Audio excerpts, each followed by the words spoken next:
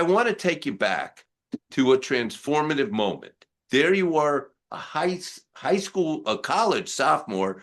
Cornell. You founded this company called Blackboard, and I have to tell you, I just realized it now. I'm so amazed to meet you because I did a Forbes article with the CEO of Blackboard on how to turn how to turn education from a B plus to an A minus in Mhm. America. And I had like Sylvan Learning CEOs, three other CEOs there.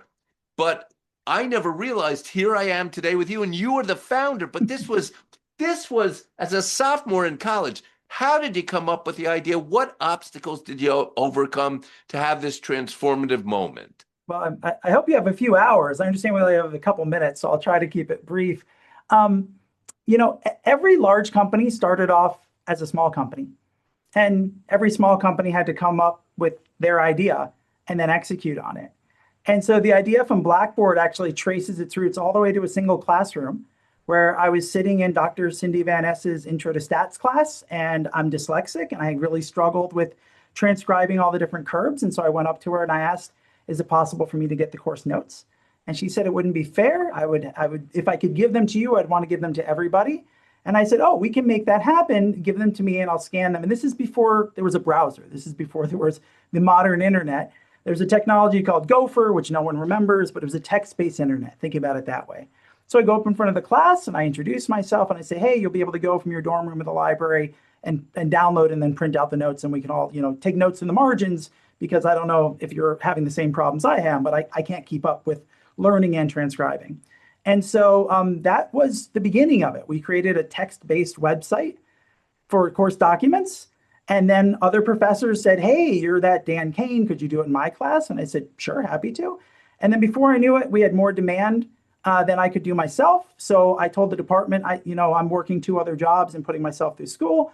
I've got to, charge you. They said, not a problem. I hire my housemates. We go 20, 30, 50, 60 courses. Then we start making it for entire departments. And one thing leads to another. And it's now software that we're licensing to other universities.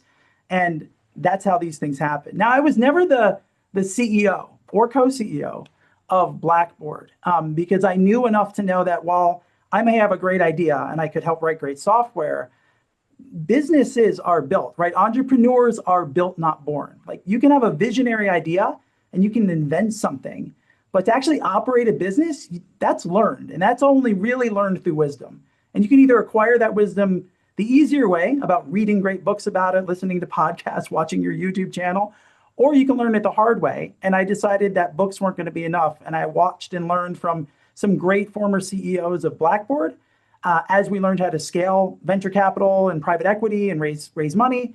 I learned how we go public in that whole process. I learned how we go international.